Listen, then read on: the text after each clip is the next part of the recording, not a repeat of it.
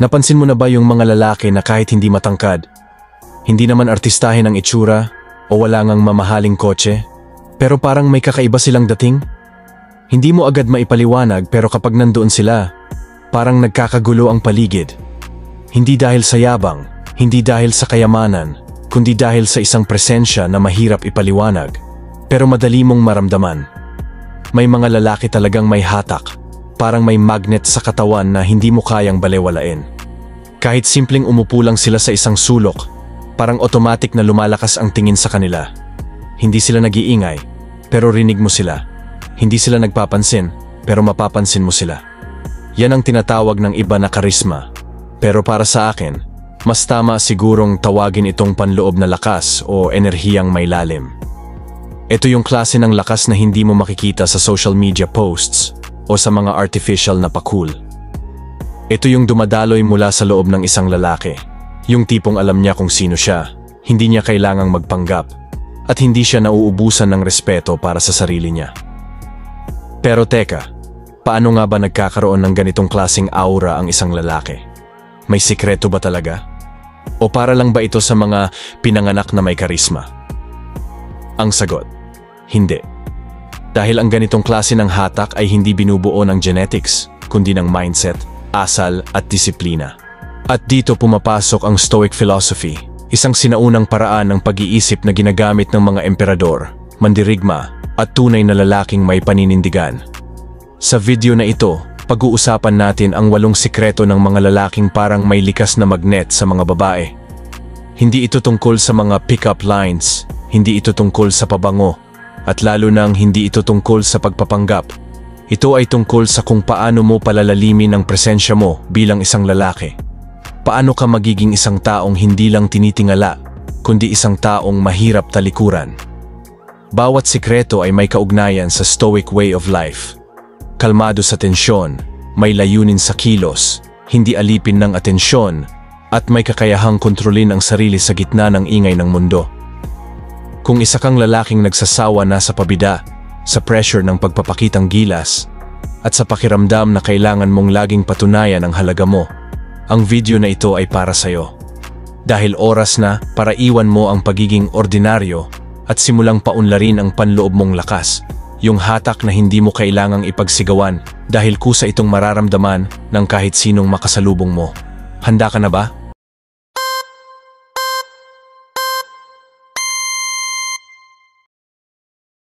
Lihim number 1. Ang isang lalaking may tunay na presensya ay hindi kailanman nauubusan ng tao sa paligid niya.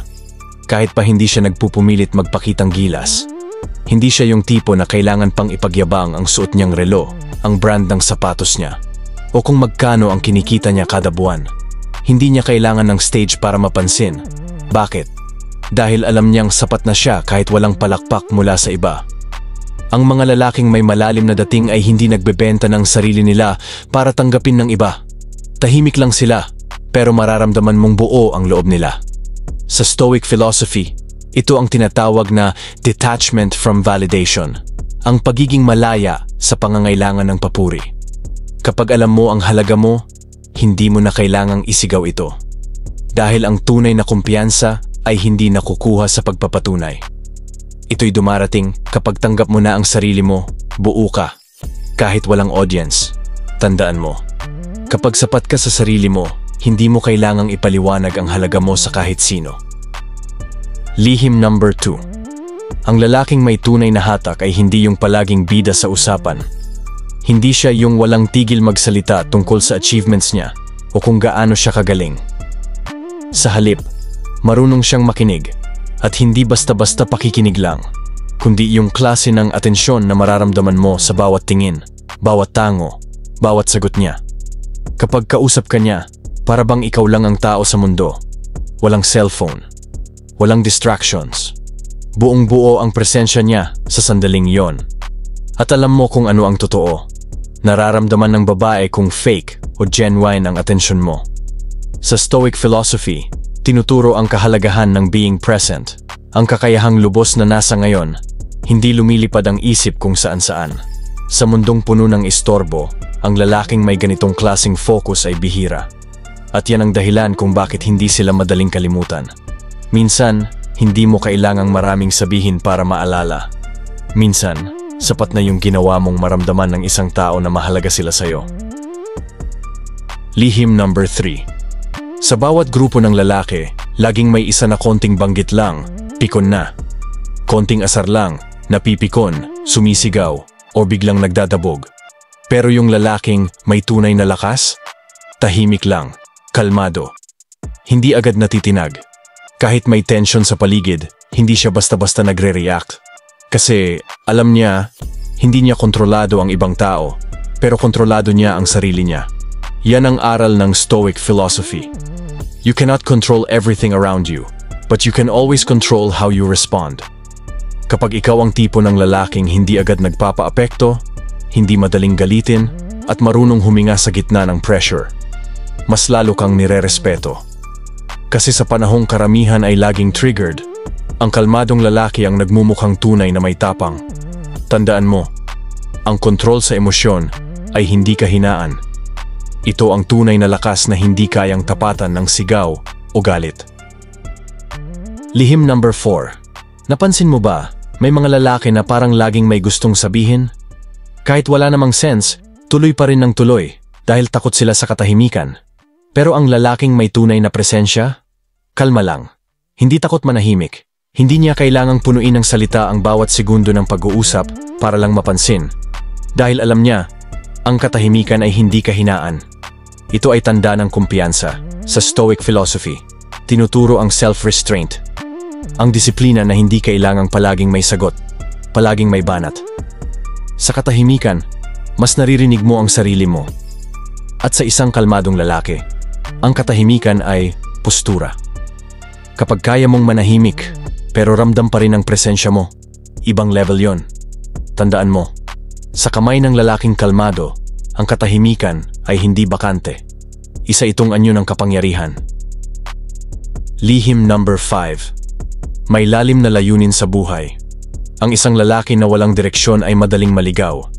At madalas, ang ginagawa niyang layunin sa buhay ay ang babae. Pero ang lalaking may malalim na purpose, hindi babae ang hinahabol. Dahil alam niyang bahagi lang ito ng mas malaking misyon. May pangarap siya. May dahilan ang bawat galaw niya. Hindi siya nabubuhay para lang sa kasiyahan o pansamantalang aliw. Sa Stoic philosophy, ito ang tinatawag na living with purpose greater than pleasure. Kapag alam mo kung bakit ka gumigising bawat araw, hindi mo kailangang magpanggap. Nagiging natural ang kumpiyansa dahil galing ito sa pagkakaroon ng direksyon. At yan ang bagay na hindi nabibili. Ang lalaking may malinaw na layunin ay hindi lang hinahangaan, nagiging inspirasyon siya ng iba. Lihim number 6. Marunong magdala ng sarili. Hindi mo kailangang magsalita para mapansin. Minsan, sapat na kung paano ka maglakad, tumayo, o humawak ng baso. Ang lalaking may dating ay marunong magdala ng sarili. Diretso ang tindig, kalmado ang kilos, may bigat ang presensya. Hindi yuko, hindi aligaga, hindi parang laging nagmamadali. Kahit tahimik siya, parang may sinasabi ang bawat galaw. Sa psychology, tawag diyan ay power posing. Ang katawan mo mismo ang naguutos kung paano ka tingnan ng iba. Pero sa Stoic philosophy, mas malalim pa. Your actions reflect the condition of your soul. Ibig sabihin, kung magulo ang loob mo, magulo rin ang kilos mo. Pero kung disiplinado ka sa loob, makikita yan sa tindig mo, sa boses mo, sa bawat hakbang mo.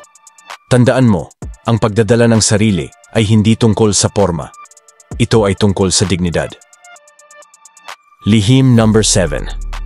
Hindi takot sa rejection. Ang lalaki na may tunay na kumpiyansa sa sarili, hindi natatakot sa salitang hindi.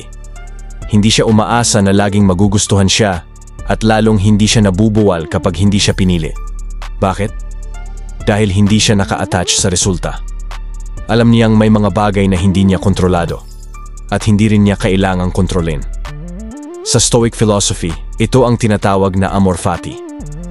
Ang pagtanggap at pagyakap sa kung anong mangyari, kahit pa hindi ito pabor sa'yo. Ang lalaking hindi natatakot sa rejection ay nagmumukhang mas malakas. Dahil yung hindi takot matalo, siya ang lalong mahirap pabagsakin.